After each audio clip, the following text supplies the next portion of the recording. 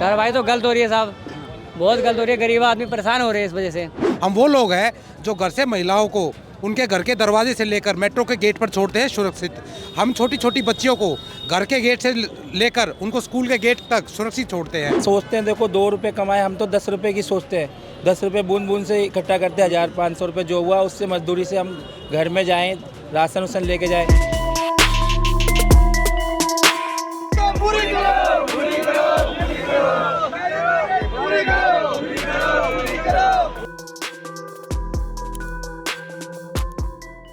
देश की राजधानी दिल्ली में ई चालक रिक्शा वालों को लेकर बड़ा कार्रवाई की जा रही है, जिसको लेकर के आज दिल्ली के तिलक नगर मेट्रो स्टेशन के बाहर ये तमाम जो ई रिक्शा चालक है वो यहाँ पे मौजूद हैं और ये प्रदर्शन कर रहे हैं, क्योंकि जिस तरह से अवैध ई रिक्शा पर लगातार कार्रवाई की जा रही है, उनको बंद किया जा रहा है, जिसको लेकर के ये प्रदर्शन कर रहे हैं।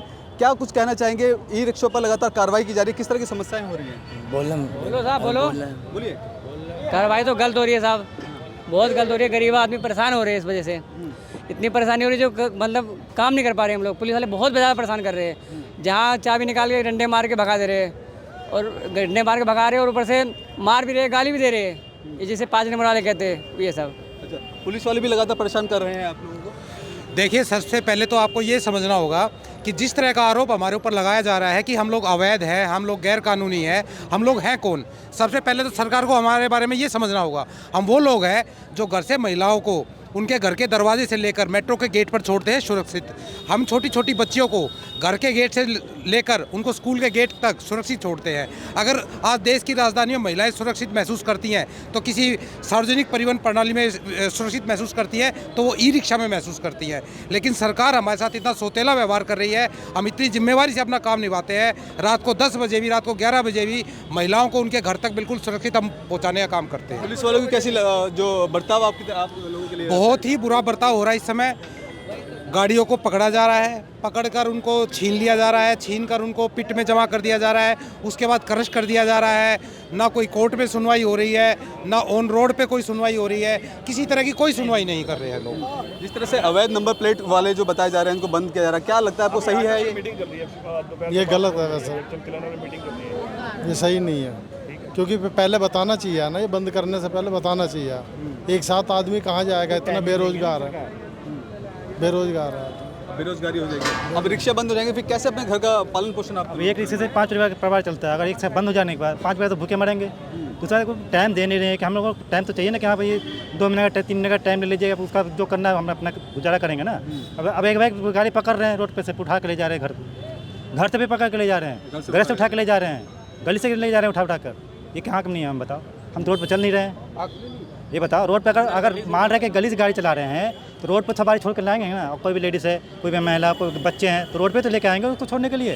रोड पर पकड़ लेते हैं, वहीं से ले जाकर छोड़ते नहीं। कोर्ट में कोई सुनवाई नहीं है, ना कागज़ बनने का तैयार है कुछ। जिस तरह से मेट्रो को दिल्ली की लाइफलाइन कहा जाता है, उसी तरीके से दिल्ली की लाइफलाइन ई रिक्शा है। अगर आज ई रिक्शा ना हो, किफ़ायती सवारी है, 10 रुपये में मात्र अपने गंतव्य स्थान तक जो है यात्री पहुंच जाता है, और इतनी आरामदायक सवारी है और इतना कॉम्पैक्ट सवारी है, छोटी सवारी है, ना कोई पोल्यूशन है, ना कोई जगह को ज़्यादा घेरती है, थोड़ी सी जगह पे चलती है।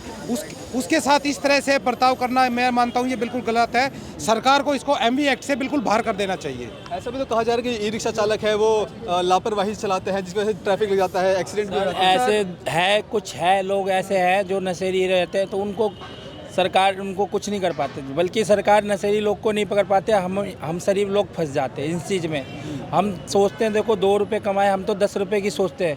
10 रुपये बूंद बूंद से इकट्ठा करते हैं, 1500 रुपये जो हुआ उससे मजदूरी से हम घर में जाएं, राशन उसन लेके जाएं। पहले लगा लॉकडाउन लगा, उस टाइम पकड़ लिए रिक्शा हमारा 5 नंबर वाले ने। चलो कोई बात नहीं, उससे पहले मैं सिलाई का काम करता था। सिलाई काम से सोचा चलो इसमें आ जाता हूँ, कोई अपना काम करूँ। अपना काम करा तो आप रिक्शे पकड़ रहे हैं। अभी एक रिक्शा मेरा पकड़ा गया, 30-40 हज़ार रुपये से नीचे का कोई रिक्शा नहीं आता है। नॉर्मल रिक्शा कोई भी खरीदेगा तो आज की डेट में कोई चोरी का रिक्शा नहीं चला सकता है रोड पे। ये सरकार को मालूम होना चाहिए। सब अपने अपने पैसे का, चाहे 2 रुपये हो, गरीब इंसान सेकेंड हैंड खरीदता है, मजदूर इंसान चलाने के लिए। अब सरकार कहता है ये चलेगा नहीं, उसके लिए पहले नियम कानून रहना चाहिए, तो हम खरीदेंगे क्यों? या तो ये रिक्शा पूरा बंद कर दो, ना रहेगा ना बजेगा, फिर उसके बाद मजदूरी करेंगे। अब कोई सा भी काम करना है सोचते हैं उससे पहले ही सरकार का कुछ ना कुछ हो जाता है, कभी लॉकडाउन हो जाता है, कभी सीलिंग हो जाता है, कभी कुछ हो जाता है। कौन सा काम करे? सिलाई का काम करते थे, सिलाई में भी सीलिंग का लफड़ा रहता था। अब रिक्शा में आए तो रिक्शा में बंद हो रहा है रिक्शा। कुछ तो हल निकाले जाए। या तो सरकार हमें रोज़गार दे जिससे हम अपने 20 बच्चे पाल सकें, और ये इन्होंने पहले कोई रूल्स निकाले नहीं, और इन्होंने जब ई रिक्शा कोई खरीदता है एक दूसरे से खरीदता है, जैसे मैंने इस भाई से खरीदा, इसने भाई ने मुझसे खरीदा, तो ये रिक्शा किसी के नाम ट्रांसफ़र होता नहीं है, खाली एक हैबिट 100-150 का हैबिट बना देते हैं, इससे रिक्शा बिक जाता है। ना कोई जैसे गाड़ी जैसे ट्रांसफ़र होती है दूसरे के नाम से, ऐसे हमारी रिक्शा भी करा जाए, जब भी तो बंदा इंश्योरेंस करवाएगा, फिटनेस करवाएगा। अब दूसरे के नाम से कुछ होता ही नहीं है, कल को ये पकड़ लेते हैं और फिर इंश्योरेंस फिटनेस होती नहीं। इसके कारण हम लोगों के इंश्योरेंस फिटनेस होते हैं। हमें एक बार मौका दिया जाए कि शुरू से उसको मतलब रिन्यूअल कराने का, एक बार हमें माफ़ करा जाए, उसके बाद हम अपने दोबारा फिटनेस करवाएं, इंश्योरेंस करवाएं गाड़ी की। हमसे सरकार से यही विनती है। ठीक है दादा, किस तरह की समस्याएं आ रही हैं, क्योंकि अब घर चलाना काफ़ी मुश्किल हो चुका है?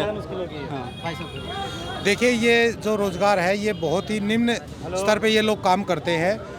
12-12 घंटे ड्यूटी करते हैं, धूप में भी काम करते हैं, सर्दी में भी काम कर सकते हैं, बरसात में भी काम करते हैं। उसके बावजूद भी बड़ी मुश्किल से 500 रुपये 400 रुपये तक का ये लोग काम कर पाते हैं। अगर इन लोगों की रोजी रोटी पे ये सरकार इस तरह से सोचेगी तो ये लोग कहाँ जाएंगे? भुखमरी फैलेगी, क्राइम बढ़ेगा। ये लोग मेहनतकश लोग हैं, गरीब लोग हैं, इनके बारे में सरकार को इस तरह से नहीं व्यवहार करना चाहिए। तो आप तस्वीरों के माध्यम से एक बार दिखाना चाहूँगा, ये तमाम जो लोग हैं वो एक छोटे तबके के लोग हैं और थोड़ा थोड़ा पैसा इकट्ठा करके ई रिक्शा खरीदते हैं और अपने घर का जो भरण पोषण करते हैं। अब इनके सामने बड़ा सवाल ये है, जब सरकार ही इस ई रिक्शों को अवैध तरीके से चल रहे हैं उन ई रिक्शों को बंद कर दिया जाएगा, तो इनके सामने ये भी सवाल है कि वो अपने घर का भरण पोषण कैसे करेंगे, इन बच्चों को कैसे पालेंगे। तो उनका कहना है साफ तौर पर, जो जिस तरह से सरकार ने ये नियम लागू किया है, फिलहाल के लिए इसको रोक दिया जाए और अब से जो नए रिक्शे लेकर के आएंगे उन लोगों के ऊपर ये जो नियम लागू करे, ताकि ये अपने घर का भरण पोषण कर सके, अपने बच्चों को पाल सके। कैमरा पर्सन कमलेश कुमार के साथ में संदेश सक्सेना, पंजाब केसरी.com, दिल्ली।